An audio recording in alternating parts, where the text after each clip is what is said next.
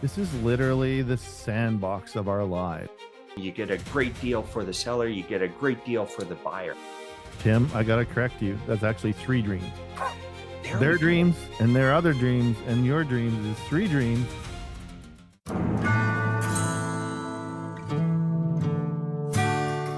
I really love something that you said in our green room conversation was merging 2 dreams together, because who doesn't? I mean, this is literally the sandbox of our lives. Like, we're playing in the sandbox with the Tonka toys.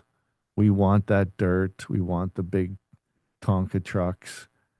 These dreams are these people's dreams of a lifetime to build a farm, or to acquire a farm, or to, isn't it in our DNA to own land? Like, from a survival perspective, like, isn't we want to, like, Yeah. own dirt? Like, Yeah. who hasn't had that baked into their DNA? What does it look like when you merge 2 dreams, Tim? Yeah.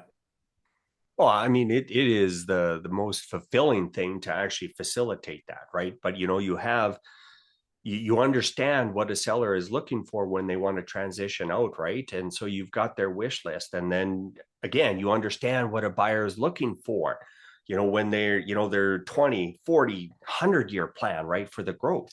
And when you see these two, dreams kind of overlap, it's almost a natural, right? And those kind of deals actually are facilitated really well because you got everybody pulling in the right direction. You get a great deal for the seller, you get a great deal for the buyer, right? And that's my dream, right? Is when the dreams of both of them merge like that.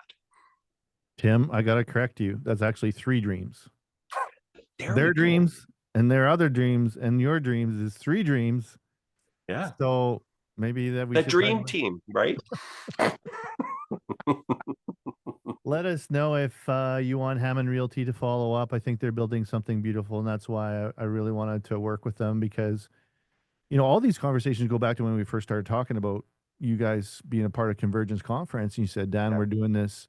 I think at the time you called it M&A thing, or Yeah. you had built this whole vision. I thought that is very interesting, and a repositioning of people's perspective is Yeah. required in times such as this to Yeah. be productive and pertinent. And everybody here's on the cutting edge by virtue of taking in this information. Hopefully it was really valuable. And Tim, I'm sure you're an ideas guy like me. That's why we really connect so easily and quickly. What do you envision down the track for the transition train? Who we might bring in, or what we might talk about, or if anybody has in the audience what they'd like to really hear about, now's the time. But we've got a lot of interesting conversations to have about different parts of this kitchen table conversation, don't we? Yeah. I think, maybe, the structure part of it. And that came out of today's, quiz that you did, Dan, right? Is that, structure is an important. So what does that look like? What are the different options, right?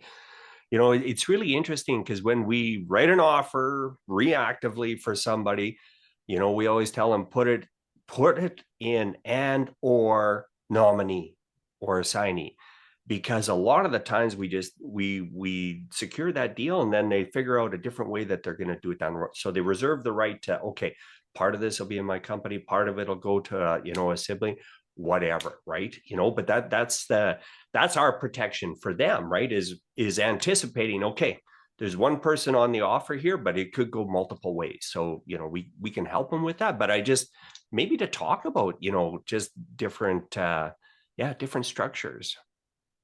And what is the cost to talk to you, Tim? What does it cost? There's no cost. It's just your time, right? Like, let's have a conversation.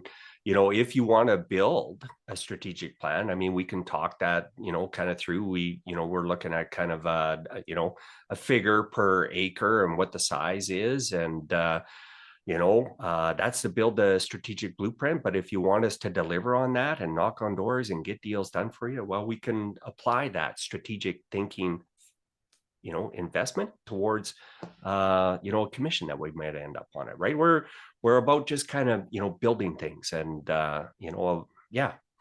That's fun. No, I think that this is your jam, and both you and Wade are extremely passionate about it. And we're going to have to keep coming at it from all different angles for people to see what we're talking about and what the value is.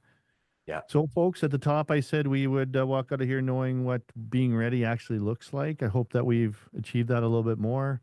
I hope that you felt you learned about the difference between what land costs and what it's worth to your operation. That's an insight worth meditating on. And then we've heard Tim and Wade put a name to the question every buyer is going to face about right of refusal. And I think we'll be talking more about that. And I hope that you feel that we delivered on our promise here today. And if you're Mm. interested in talking to these guys on their transition train from Homestead to Horizon, you can check them out at hammondrealty.ca. And you guys aren't too hard to get a hold of. Pretty much everybody in Saskatchewan's either related to each other or knows each other, I guess, hey?